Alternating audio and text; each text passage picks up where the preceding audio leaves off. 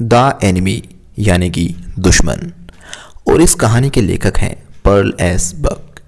यह कहानी एक जापानी डॉक्टर जिसका नाम था सदाओ, उसकी कहानी है जो कि अपने परिवार के साथ समुद्र तट पर रहता था।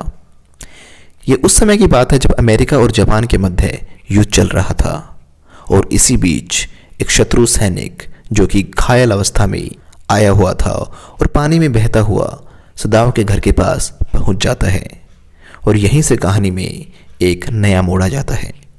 डॉक्टर सदाओ इस शत्रु को देखकर कौन सा धर्म निभाते हैं, अपना देशभक्ति का धर्म निभाते हैं या फिर डॉक्टर होने का धर्म निभाते हैं।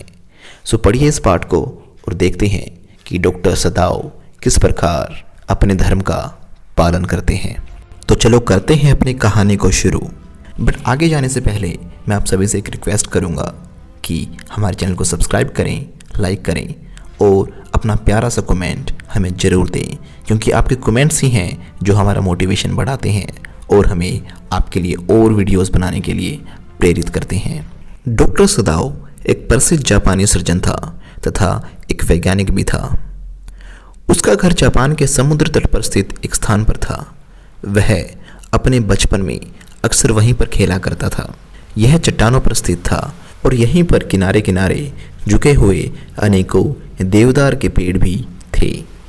जापानी समुद्र तट के नज़दीक कुछ छोटे छोटे द्वीप भी थे और सदाओ के पिता अक्सर उसे कहते थे कि बेटा, जो ये द्वीप हैं असल में ये द्वीप नहीं, ये वो सीढ़ियाँ हैं जो कि हमारे देश का, अपने जापान का भविष्य तय करेंगे और यह हम पर निर्भर करता है कि हम अपना भविष्य कैसे बनाएं। सदाओ की शिक्षा उसके पिता की मुख्य चिंता थी।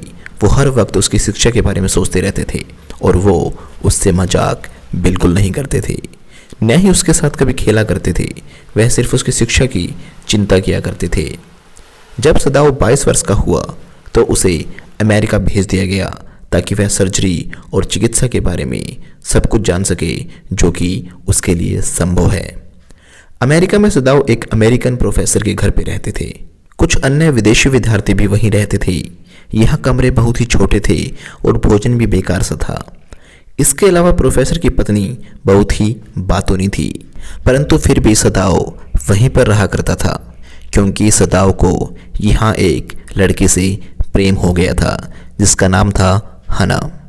और सदाओ हमेशा चाहते थे कि उसकी शादी हना से हो जाए, परंतु उन्होंने शादी के लिए कोई जल्दबाजी नहीं की क्योंकि वो सबसे पहले अपने पिता से बात करना चाहते थे, क्योंकि उनके पिता इसके लिए बिल्कुल भी राजी नहीं होते क्योंकि वो एक अच्छे देशभक्त थे। वो चाहते थे कि जब तक लड़की शुद्ध जाति की ना हो, यानी कि उन्हीं की बिरादरी की ना हो, उन्हीं की जाति की ना हो, उन्हीं के देश की ना हो, यानी कि जापानी ना हो, तो तब तक वो शादी के लिए सहमत नहीं होते। और इसीलिए अपनी पढ़ाई पूरी करने के बाद वो दोनों वापस जापान आ गए। जब सदाओ के पिता ने हना को देखा, वो तुरंत शादी के लिए राजी हो गए। वही पुरानी जापानी शैली में उनका विवाह संपन्न हुआ। सदाओ और हना अब काफ़ी खुश थे। अब उनके बच्चे भी हो गए थे, किंतु उनका प्यार अभी भी जवान था, यानी कि वो दोनों एक साथ बहुत ही ज़्यादा खुश थे। सदाओ कई बार सोचता भी था कि अगर उसका विवाह हना से नहीं होता, यानी कि अगर वो संयोग से अमेरिका में हना से नहीं मिला होता, तो उसकी शादी किससे हुई होती। एक समय की बात है जब रात को पत्नी ने दरवाज़ा खोला, यानी कि हना ने दरवाज़ा खोला और सदाओ को देखकर उसने अपनी बाहें खोल दी और वो प्यार से मुस्कुराई। उसने अपना गाल उसकी बाह से लगा दिया और दोनों बिल्कुल शांति से बैठे हुए थे। यही वो पल था कि जब दोनों ने कोहरे से, यानी कि धुंध से कुछ काली सी चीज़ आती हुई दिखाई दी।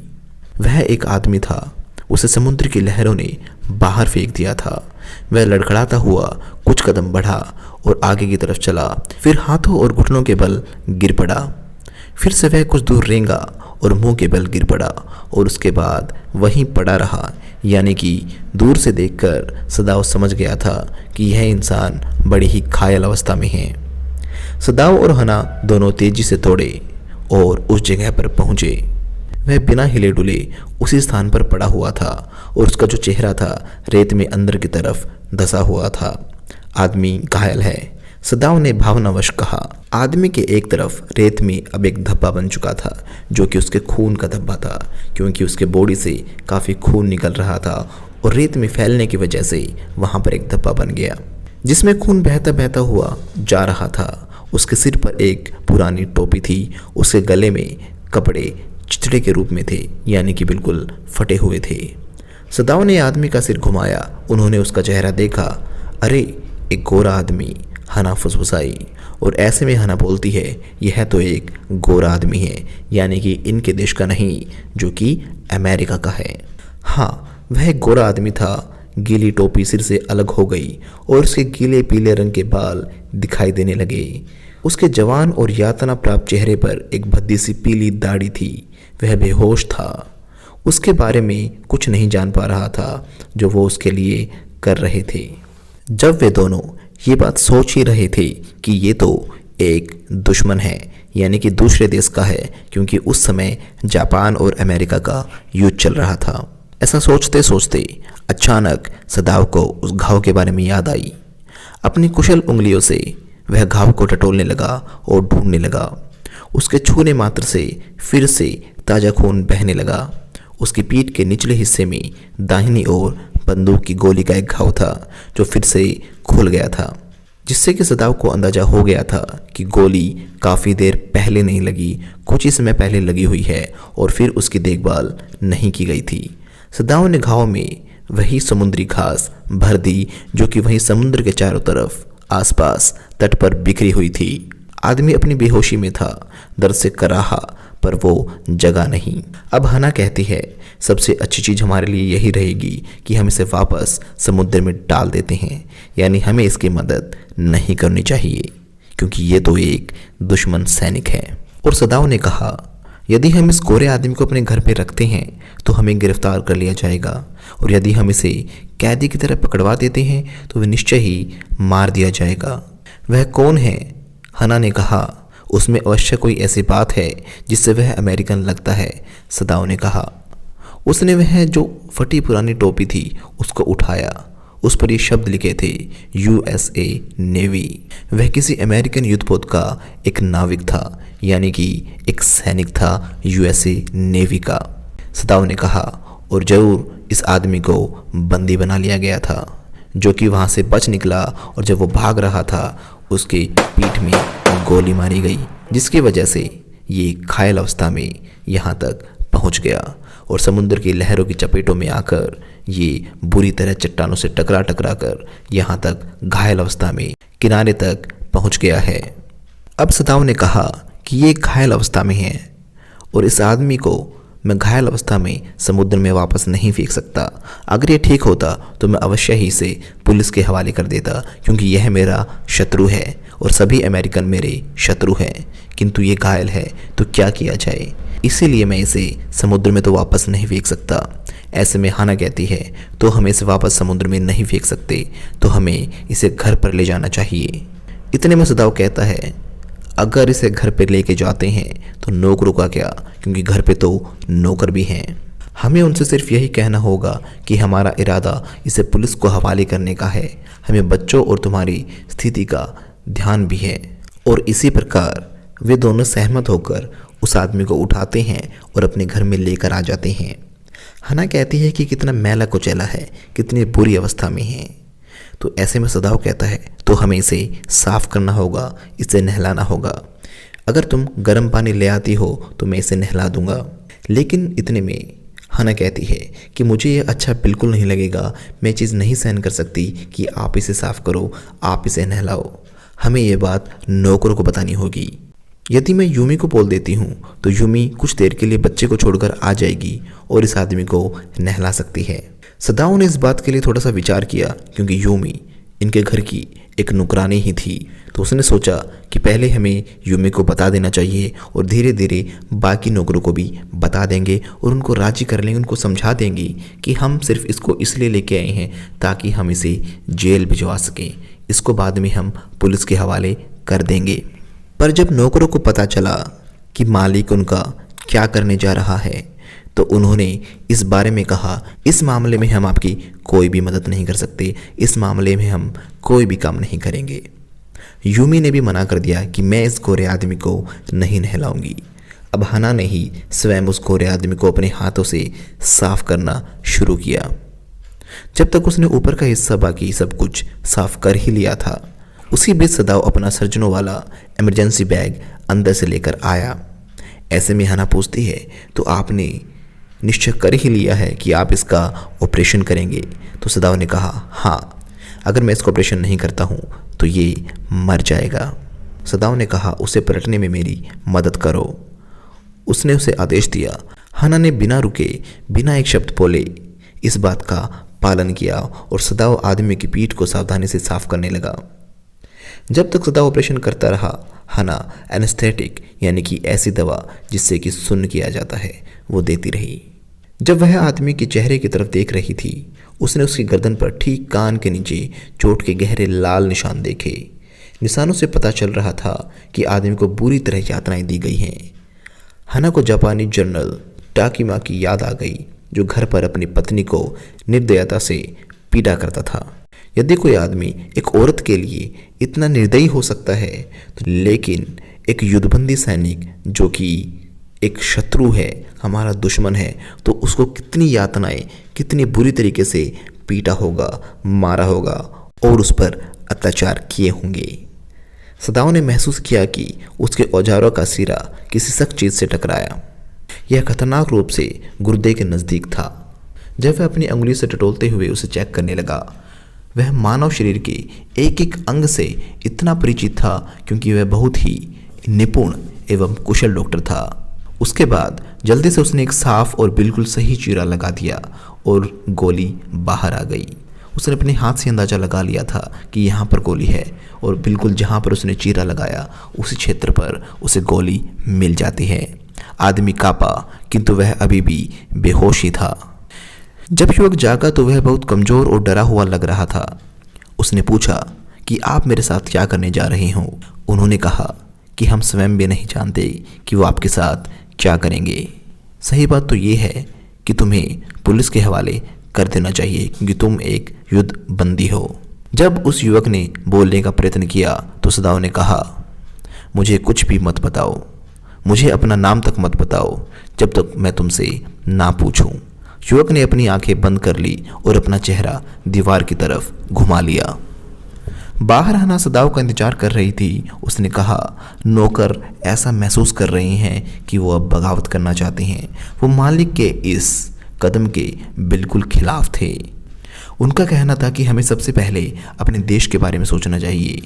उनका विचार है कि हम अमेरिकी गद्दार हो गए हैं। लेकिन सदाव ने सख्ती से कहा, नहीं, ये बिल्कुल गलत है। अमेरिकन हमारे शत्रु हैं, परंतु मुझे ये सिखाया गया है कि एक डॉक्टर होने के नाते मेरा ये धर्म है, ये कर्तव्य है कि सबसे पहले मैं ना उसकी जाति देखूं, ना धर्म देखूं, ना उसका देश देखूं। मेरा धर्म है कि एक घायल व्यक्ति को मुझे बचाना है। लेकिन हाना ने कहा, नौकर लोग ये बात नहीं समझ सकते। ऑपरेशन के बाद सदाव प्रतिदिन उस युवक के घाव को जांचा करता था। आखिरी टाके निकाल दिए गए। ऐसा लगता था कि युवक 15 दिनों में लगभग पूरी तरह से स्वस्थ हो जाएगा और बिल्कुल ठीक हो जाएगा। सदाव वापस अपने ऑफिस में गया और ध्यानपूर्वक एक पत्र पुलिस के मुख्य अधिकारी को भेजने के लिए टाइप किया, जिसमें उसने पूरे मामले की रिपोर्ट लिख दी। फरवरी की 21 तारीख को एक भागा हुआ कैदी मेरे घर के सामने समुद्र तट में से बहता हुआ आ गया। यहाँ तक उसने टाइप किया और उसके बाद एक सीक्रेट ड्रॉवर में उसने उस लेटर को रख दिया, जो कि एक आधी रिपोर्ट थी। उसके बाद 7वें दिन 2 चीज़ें हुई।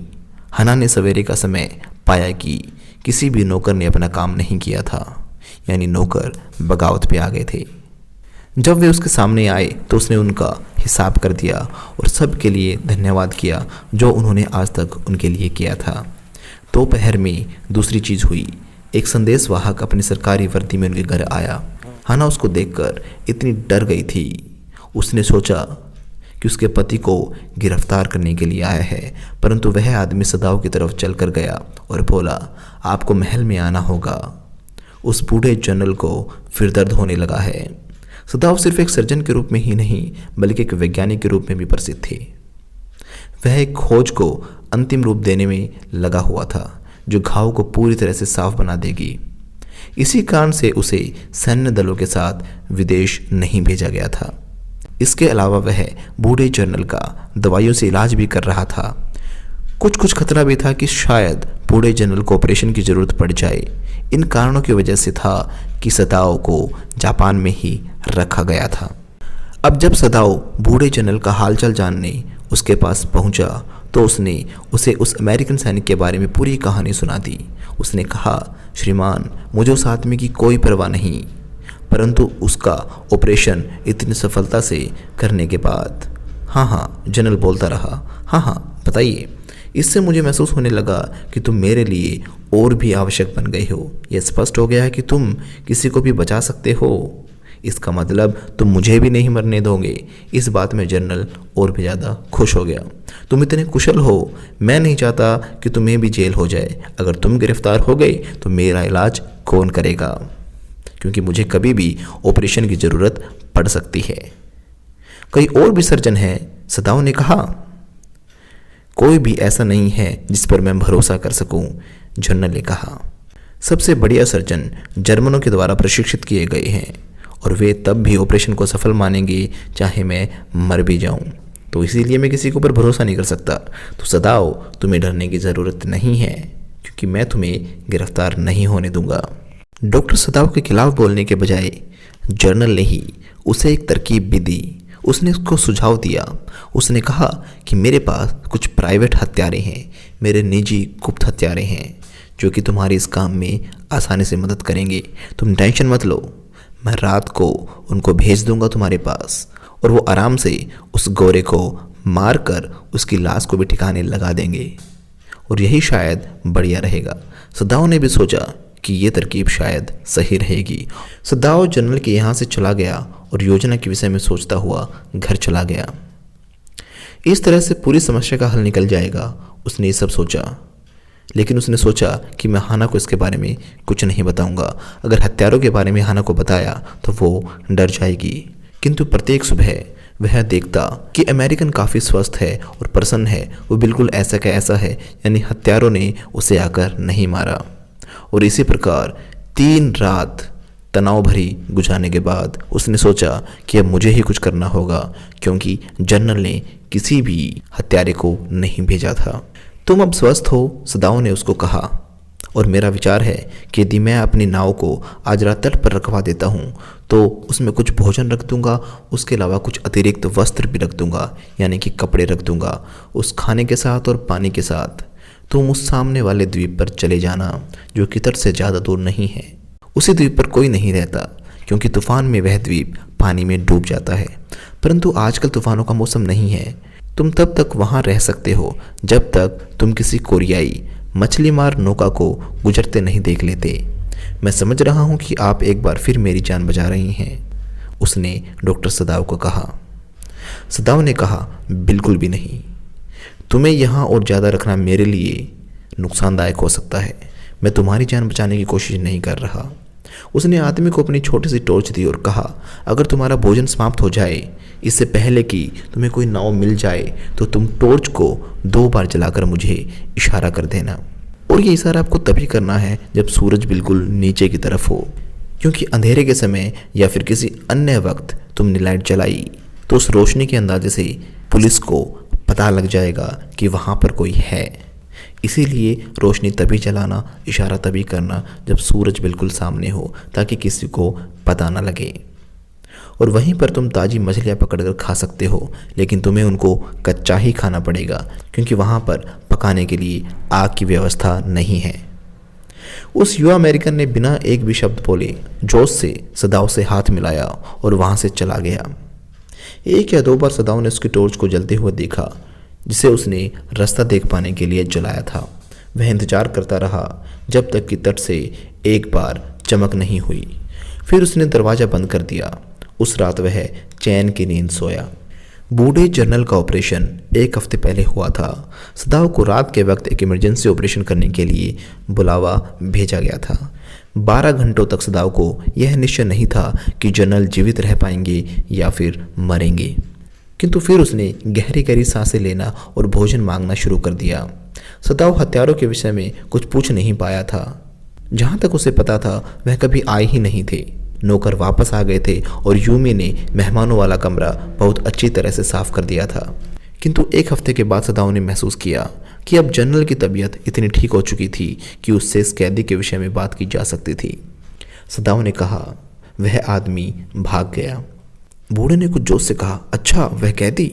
मैंने तो तुम्हें वादा किया था कि मैं उसे मरवा कर तुम्हारी मदद करूंगा, लेकिन तुम्हें पता है कि मैं कितने कष्ट में था, मेरी तबीयत कितनी ख़राब थी, मैं बीमार था, मैं खुद होश में नहीं था और इसी वजह से मैं ये सारी चीज़ें भूल गया, मैं कुछ कर नहीं पाया। हाँ, मुझे पता है यह एक बहुत ही बड़ी लापरवाही थी, लेकिन समझो अगर ये बात खुल जाती है तो इससे कितनी प्रॉब्लम हो सकती है। अब डॉक्टर सदाओ को समझ में आ गया था कि जनरल अब उसकी मुट्ठी में है, क्योंकि अगर जनरल के बारे में ये बात पता चलती है तो इसे जनरल की काफ़ी बदनामी होती। अब डॉक्टर सदाओ अपनी तरफ से पूरी तरह सुरक्षित था, क्योंकि अब ये बात जनरल के ऊपर भी आ गई थी। तो जनरल समझाते हैं, तो ऐसे में सदाओ कहता है, कोई परेशानी नहीं है सर, मैं ये बात किसी को नहीं बताऊंगा। और ऐसे में जनरल ने कहा, तुम एक अच्छे इंसान हो तो तुम्हें पुरस्कार मिलना चाहिए। किंतु सदाओ को अपना पुरस्कार मिल गया था। शाम के समय सदाओ अपने गेट के किनारे पर खड़ा था और वेट कर रहा था कब उस टापू से रोशनी की किरण उसके पास आएगी। अगर रोशनी की किरण आती है तो वो वहीं पर है, और नहीं आती है तो वो चला गया है। और उस शाम कोई भी किरण नहीं दिखाई देती है। डॉक्टर सदाओ चैन की सांस लेता है। वो समझ जाता है कि कोई ना कोई कोरियाई नौका आई है और उसके साथ वो बैठकर सुरक्षा से चला गया है। वह एक पल के लिए समुद्र की तरफ गौर से देखते हुए बरामदे में खड़ा रहता है और उसी रात को याद करता है कि जब वो बाहर खड़ा था और कैसे वो युवक उनके घर पर पहुंच गया था। उसके मन में कुछ अन्य सफ़ेद चेहरे भी याद आ गए, क्योंकि उसने अमेरिका में काफ़ी वक्त गुजारा हुआ था। उसने लगभग उन सभी घृणास्पद चेहरों को देखा और अब उसने उस कैदी के सफ़ेद चेहरे को भी याद किया, जो कि एक घृणास्पद चेहरा था उसके लिए। लेकिन उसके लिए यह एक अजीब बात थी। उसने सोचा कि मैं हैरान हूँ कि मैं उसे क्यों नहीं मार सका। और यही वो कहानी थी जिस प्रकार से सदाओ ने अपना एक डॉक्टर होने का धर्म निभाया और साथ साथ जनरल को बताकर अपनी देशभक्ति को भी साबित किया।